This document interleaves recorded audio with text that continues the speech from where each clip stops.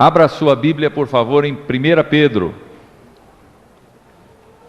1 Pedro, capítulo 2.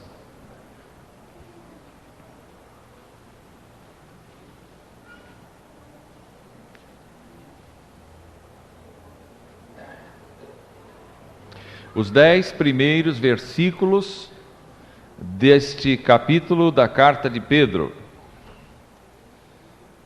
E diz assim: despojando-vos, portanto, de toda maldade e dolo, de hipocrisias e invejas, e de toda sorte de maledicências, desejai ardentemente, como crianças recém-nascidas, o genuíno leite espiritual, para que por eles vos seja dado crescimento para a salvação, se é que já tendes a experiência de que o Senhor é bondoso. Chegando-vos para ele, a pedra que vive, rejeitada sim pelos homens, mas para com Deus eleita e preciosa, também vós mesmos, como pedras que vivem, sois edificados casa espiritual, para serdes sacerdócio santo, a fim de oferecerdes sacrifícios espirituais agradáveis a Deus, por intermédio de Jesus Cristo. Por isso, pois isso está na Escritura: eis que ponho em Sião uma pedra angular, eleita e preciosa, e quem nela crer não será, de modo algum, envergonhado. Para vós outros, portanto, os que credes, é a preciosidade, mas para os descrentes, a pedra que os construtores rejeitaram, essa veio a ser a principal pedra angular, e pedra de tropeço, e rocha de ofensa. São estes os que tropeçam na palavra, sendo desobedientes, para o que também foram postos. Vós, porém, sois raça eleita, sacerdócio real, nação santa, povo de propriedade exclusiva de Deus, a fim de proclamardes as virtudes daquele que vos chamou das trevas para a sua maravilhosa luz. Vós sim que antes não erais povo, mas agora sois povo de Deus, que não tinhais alcançado misericórdia, mas agora alcançastes misericórdia. Vamos orar. Abaixe a sua cabeça e convide o Senhor para lhe ensinar. Convide o Senhor para lhe ensinar.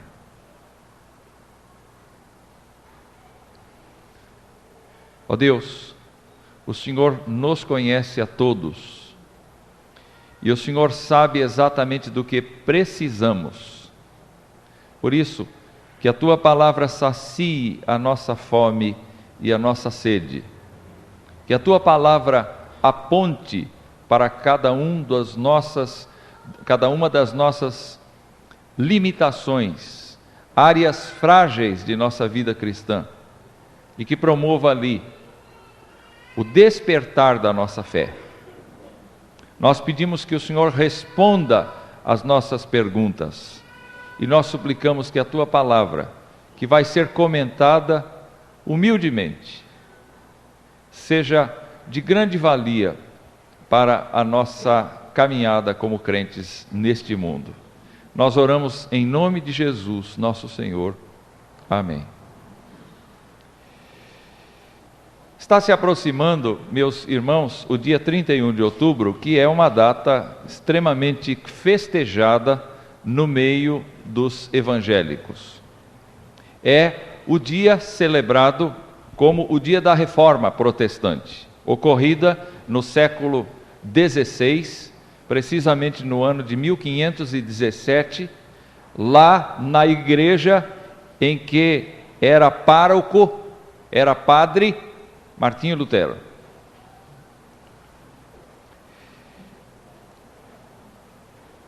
Aquele ambiente era um ambiente muito pressionado, porque desde os tempos antigos havia a afirmação de que o apóstolo Pedro tinha sido nomeado especialmente por Jesus Cristo para ser o sucessor dele.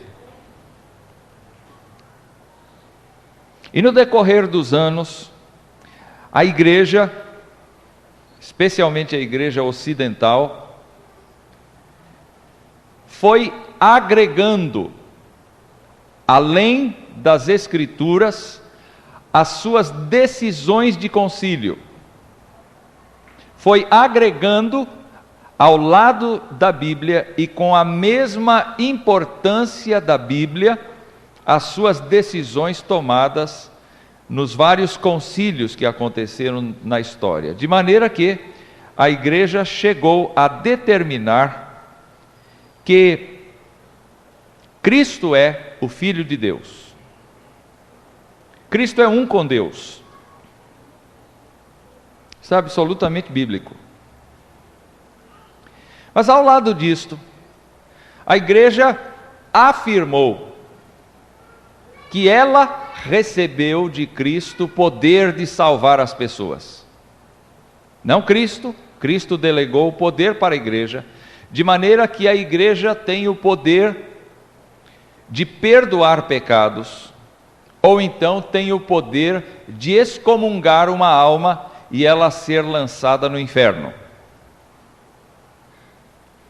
Ao lado disto, Maria, a mãe de Jesus Cristo encarnado, foi elevada à categoria de membro da divindade. E a lógica é simples: se o Filho foi ascendido aos céus, a mãe certamente também foi. E então criou-se a doutrina da ascensão de Maria e da intercessão de Maria, e a afirmação consequente que é: Maria é mãe de Deus. E com isto então, a igreja estabeleceu que para salvar os pecadores, ela se constituiria de dois grupos. O grupo daquelas pessoas que se oferecem integralmente, começando da freira, começando do sacerdote e indo até o Papa, que é a pessoa mais santa em toda a hierarquia católica. Nós encontramos ali então a ideia de que esta é a igreja docente, a igreja que ensina, a igreja que, qualquer que seja a causa da morte, os seus membros vão para o céu. Mas a igreja discente, a igreja aluna, são os fiéis. São aqueles que não entregaram a sua vida ao sacerdócio. São aqueles que trabalham durante a semana e estão nas missas, e estão nos eventos promovidos pela igreja. São os diáconos, são os ecônomos, são as pessoas que se oferecem para o trabalho, e são aqueles que vão de vez em quando, até uma vez por ano, ou que só foram no seu batismo. Essa igreja discente, essa igreja aluna, ela não vai para o céu, ela vai para o purgatório, de onde sai com a oração dos demais fiéis após a sua morte. Daí a necessidade então de se fazer missa de primeiro dia, de sétimo dia, de 30º dia, de ano, exatamente para livrar os parentes do purgatório e transferi-los para o céu. Isto talvez pareça estranho para alguns que cresceram no ambiente da igreja evangélica, mas para outros que vieram do catolicismo, isso não é nada estranho. O que eu estou falando aqui é bastante comum. Como é que a igreja conseguiu separar-se tanto da Bíblia? Esta foi uma das causas que questionaram Martinho Lutero quando ele se batia, ele se feria, ele se machucava por causa dos seus pecados, ele se angustiava porque ele tinha que pagar por cada um deles. Até que ele leu nas Escrituras e os seus olhos se despertaram para isto. Uma pessoa não é salva pelo que faz. Uma pessoa é salva pela graça de Deus. Foi então que ele começou a pregar que uma pessoa é justificada por Deus, pelo sangue de Jesus e não por suas obras. E ele começou a ser perseguido dentro da própria igreja, até que foi excomungado dela. Martinho Lutero não foi o principal, não foi o primeiro, mas foi o líder, vamos dizer assim, de todo um movimento que deu origem à igreja que se chama Igreja Reformada, da qual os presbiterianos fazem parte. Irmãos e irmãs, nós não aceitamos a afirmação de que Maria, mãe do menino Jesus, seja mãe de Deus. Nós rejeitamos a ideia de que ela ascendeu aos céus. Nós rejeitamos a ideia de que ela seja intercessora. Nós não aceitamos, em hipótese alguma, que a igreja é que salva. Não aceitamos o fato de que as tradições da igreja devam ser comparadas às Escrituras. Nós não aceitamos absolutamente que nós possamos ajudar Cristo a nos salvar. Nem podemos crer que depois da morte física das pessoas, o seu caminho possa ser reordenado. Todavia, é melhor a gente ouvir a Bíblia do que ouvir Wilson.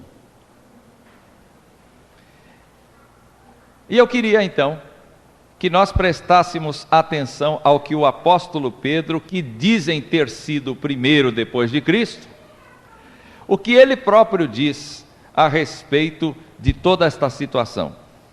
O apóstolo diz, aqui, um pouco antes, que foi por causa da misericórdia de Deus.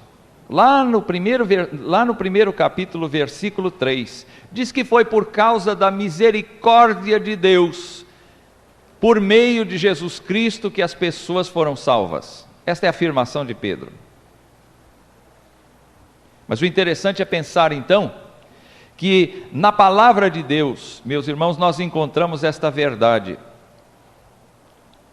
A partir do versículo 4 agora, do capítulo 2, chegando-vos para ele a pedra que vive, rejeitada sim pelos homens, mas para com Deus eleita e preciosa, também vós mesmos como pedras que vivem, sois edificados casa espiritual. Qual é a ideia? O apóstolo Pedro está aqui afirmando que os homens rejeitam Cristo. As pessoas rejeitam a ideia de Cristo ser o Filho de Deus. As pessoas brigam por conta disto. As pessoas discutem. As pessoas ignoram esta verdade. As pessoas desprezam esta verdade. Ninguém deve ficar chocado com as afirmações do mundo muçulmano que não coloca Jesus Cristo nem entre os 3 melhores homens da humanidade. Ele não é nada, ele está abaixo de Maomé, está abaixo de um escritor do século passado, está abaixo de mais um outro que foi muito popular aí. Isso é que o mundo muçulmano diz. Mas não é só o mundo muçulmano, o mundo espírita diz isso. O mundo católico diz isso, porque Jesus Cristo é principal, mas com a ajuda de Maria. A religião diz isso. O modo de nós fazermos religião diz isso. Jesus Cristo, todavia, diz a Bíblia, é a pedra que vive e para com Deus eleita e preciosa. Nós não escolhemos a Jesus Cristo. Deus escolheu.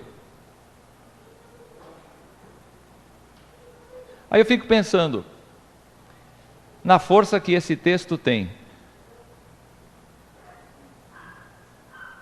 Quando Deus escolhe uma coisa, é bom ou não? Quando Deus criou todas as coisas, está lá no texto do Gênesis, e viu Deus que era muito bom. E eu fico pensando, quando Deus gosta de uma coisa, como será que Ele gosta? Sendo Deus perfeito, sendo Deus maravilhoso, sendo Deus todo sábio, todo poderoso, conhecedor de todas as coisas, como é Deus gostar de algo? Como é Deus eleger alguma coisa? Como é Deus querer aquela coisa? Pois bem, o eleito de Deus, o precioso de Deus é Jesus Cristo. Não tem outro. É Pedro que está falando isso. Não tem ninguém que substitua a eleição de Cristo. Não tem ninguém que substitua o poderoso Cristo na tarefa de salvar qualquer pecador.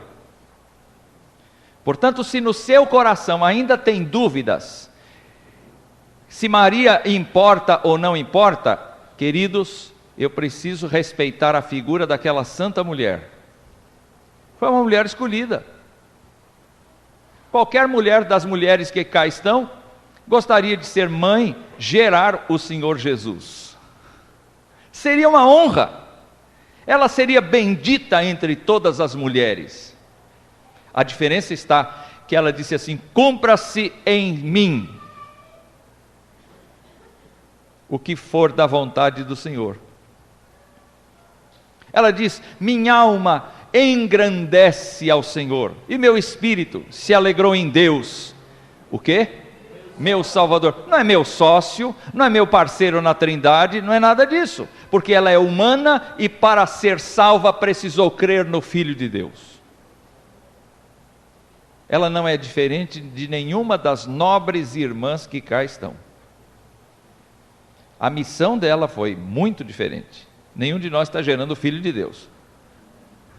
Ela gerou. Mas gerou o Jesus de natureza humana. O bebê Jesus gerou aquele ser que veio encarnado. Habitou entre nós e vimos a sua glória. O texto especifica, amados irmãos, que essa eleição, essa preciosidade, tinha sido já comentada na própria Escritura. Versículo 6 diz: eis que ponho em Sião uma pedra angular, eleita e preciosa, e quem nela crer não será de modo algum envergonhado. A pedra que os construtores rejeitaram, que afinal de contas são os judeus, esta veio a ser a principal pedra angular. Sabe o que isso quer dizer? Que o modo como Deus decide salvar as pessoas é Jesus Cristo. Não tem outro. E nós somos, vamos ver daqui a pouco, os responsáveis por afirmar isto na sociedade em que a gente vive. O apóstolo Pedro não tem coragem de se colocar como substituto de Cristo, porque ele verifica que no Antigo Testamento, esta profecia de Cristo ser a pedra angular, já estava sendo dada. Entendem isso? 400, 500, 600 anos, não importa quanto tempo antes de Pedro existir, Deus já falava da sua pedra. Daniel interpretava a visão do rei, e dizendo: a pedra é o reino, a pedra é aquela que rola sem ninguém pôr a mão, e ela desce e ela destrói os impérios, e ela permanece para sempre. Nós temos que pensar o seguinte, que esta igreja não está baseada na convicção dos homens, ela está baseada num fato real acontecido. Cristo veio ao mundo para ser a pedra eleita e preciosa de Deus.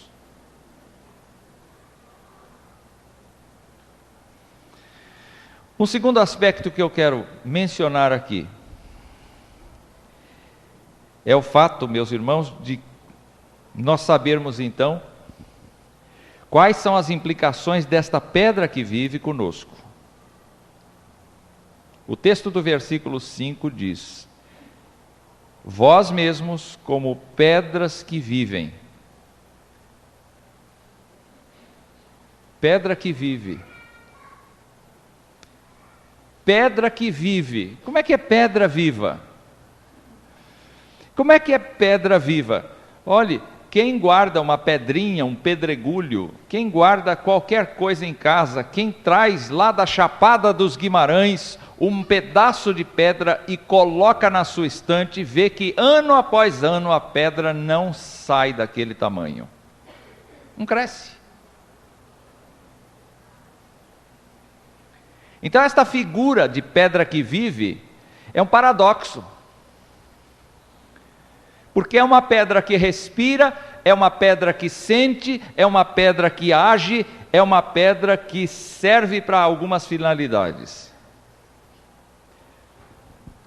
Quais são as finalidades? O texto diz: como pedras que vivem, sois edificados casa espiritual.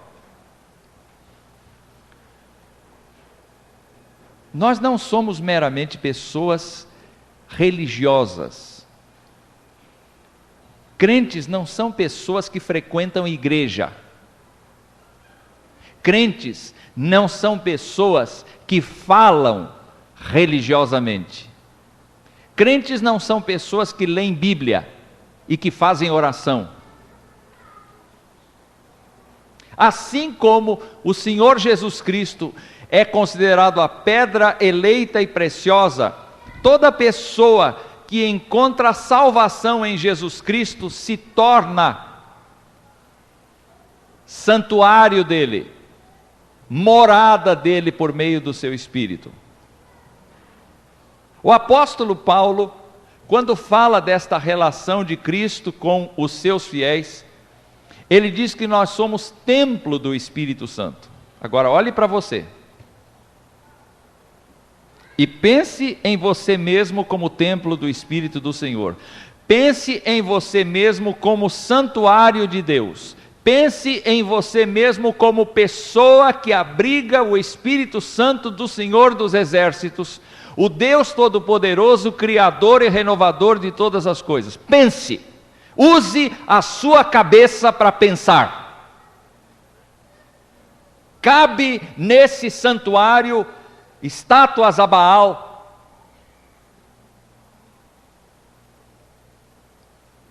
cabe nesse santuário estátuas a quem quer que seja.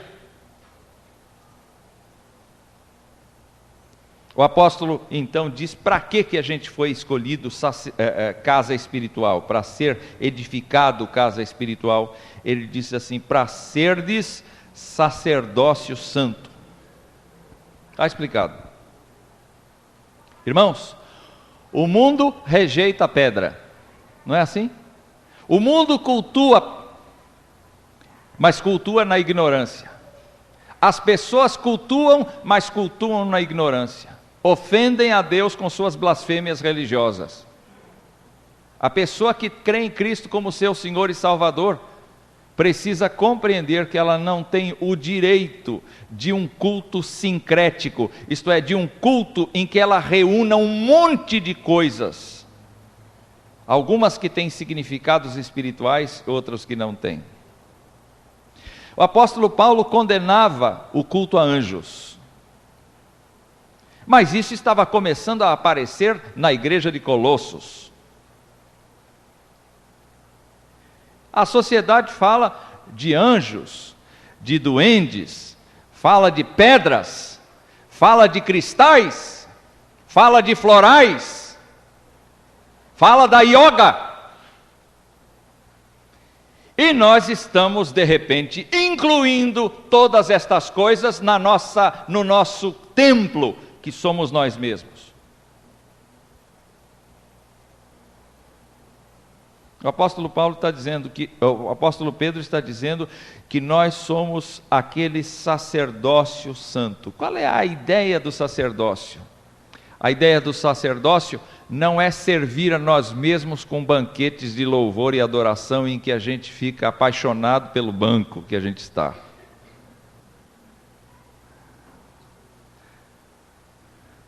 De segunda a sábado a gente é um amante do mundo, mas no domingo a gente é amante de Deus. Isso não existe. O sacerdócio santo é exatamente aquele lugar onde Cristo habita e vai crescendo no seu poder e na sua atuação. Onde Cristo vai minando os nossos erros e vai nos convencendo do pecado, e vai nos fazendo confessar os nossos pecados, e vai fazendo-nos santificar a nossa existência. Quando alguém olhar um crente verdadeiro, ele não precisa ser uma pessoa culta, ele não precisa ser uma pessoa revestida de autoridade municipal ou estadual, ele precisa ser um santuário onde Deus habita.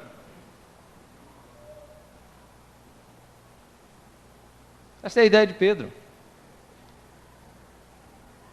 A igreja tem Cristo como sua pedra, e ela própria é pedra que vive, é pedra que multiplica, é pedra que desenvolve, é pedra que amplia os seus horizontes, é uma pedra ativa, são pedras ativas, são pedras que se consideram o serviço do Senhor para o mundo. E há um outro aspecto, a fim de oferecer de sacrifícios espirituais agradáveis a Deus por intermédio de Jesus Cristo. Sacrifícios espirituais agradáveis a Deus por intermédio de Jesus Cristo. Quando a gente pensa em sacrifícios agradáveis, cada um de nós tem um jeito de adorar. Cada um gosta de um tipo diferente de música, cada um de nós gosta de um tipo diferente de pregação, cada um de nós gosta de um tipo diferente de igreja, de um estilo diferente. Nós temos um choque de gerações constante nas igrejas, às vezes brigas de gerações na igreja por conta das práticas. O que é sacrifício agradável? O apóstolo Pedro nos leva lá para baixo, no versículos 9 e 10, para mostrar o que é sacrifício agradável.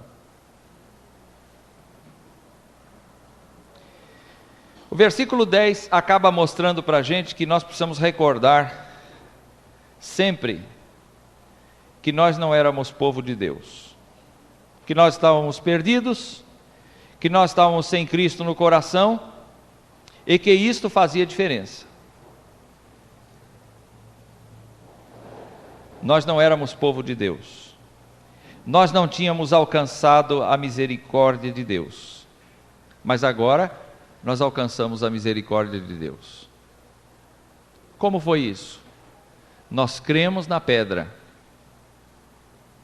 que vive, e nós recebemos sua natureza para viver com Ele, e nos tornamos santuário de Deus, nós nos tornamos sacerdotes para o mundo inteiro, e nós, então, agora, estamos aqui neste mundo para oferecer sacrifícios espirituais agradáveis a Deus por intermédio de Jesus Cristo. Nós estamos neste mundo, de acordo com o versículo 9, a fim de proclamarmos as virtudes de Deus, que nos chamou das trevas para a luz. Esse é o nosso papel. Quando a igreja chama atenção sobre ela mesma, ela perdeu a função.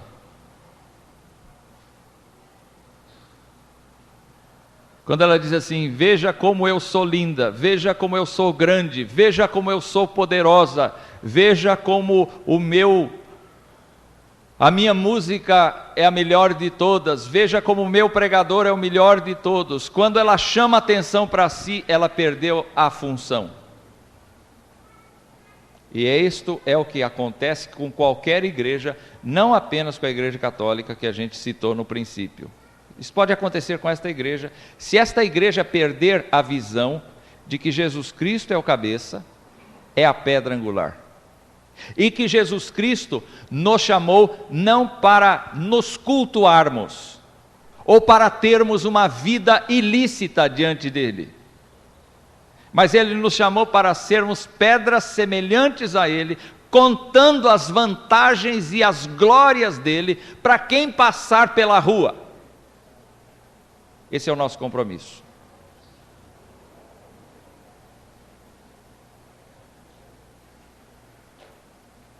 Dia desses, o reitor da Universidade Mackenzie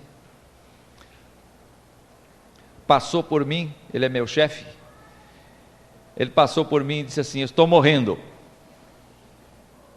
Estava com muita tosse. Eu estou morrendo. Você ora por mim depois que eu morrer? Eu falei: não, senhor.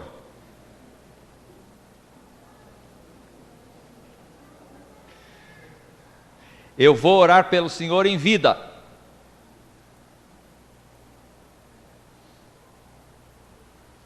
Deus quer lhe dar o grande privilégio de crer nele, por si mesmo, e não por outro. Deus quer que o senhor saiba se vai para o céu ou se vai para o inferno, antes de morrer. Eu não sei o que ele vai pensar disso, hein? Depois disso ele viajou e agora ele está voltando amanhã. Eu não sei o que me espera lá.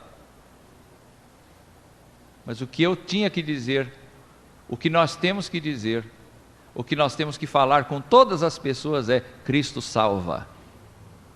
Cristo é a pedra angular da minha vida. Cristo me deu sua natureza.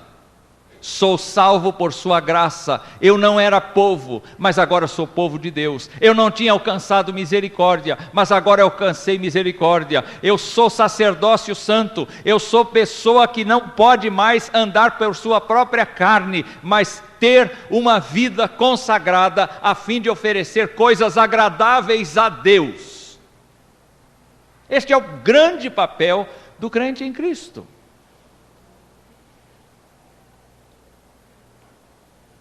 Estes dois aspectos precisam ficar na nossa mente hoje. Como fruto da reforma, fica determinado biblicamente pelo próprio apóstolo Pedro que Cristo é a pedra e ninguém mais.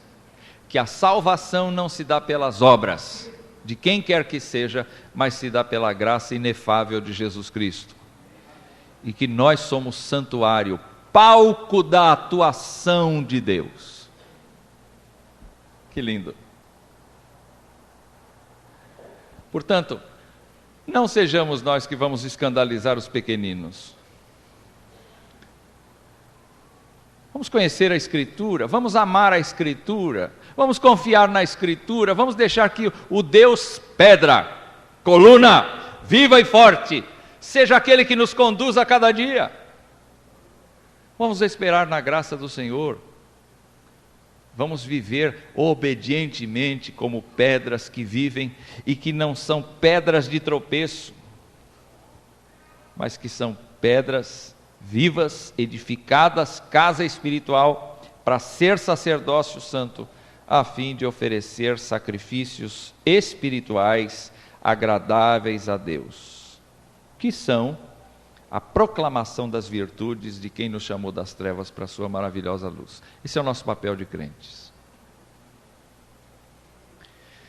O que deve fazer uma pessoa que não está vivendo esta vida?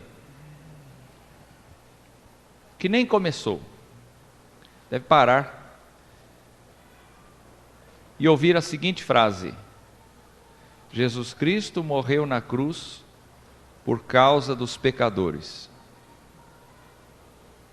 E Jesus disse: aquele que me confessar diante dos homens, eu confessarei diante de meu Pai que está nos céus. E Jesus Cristo também, por meio dos apóstolos, disse: e o testemunho é este, que Deus nos deu a vida, e esta vida está no seu Filho. Quem tem o Filho, tem a vida. Quem não tem o Filho de Deus, não tem a vida eterna. Se você entrou aqui hoje, eu não quis falar mal da Igreja Católica. Eu quis falar que ela se desviou da doutrina bíblica. E eu quero apresentar para você Jesus Cristo como a única pessoa que pode te salvar do caminho que você está seguindo. E para você que já é evangélico, preste atenção. Passe sangue de Cristo nas suas faces de pedra viva, para purificar os poros dessa pedra viva e para se tornar santuário. Que Deus nos abençoe.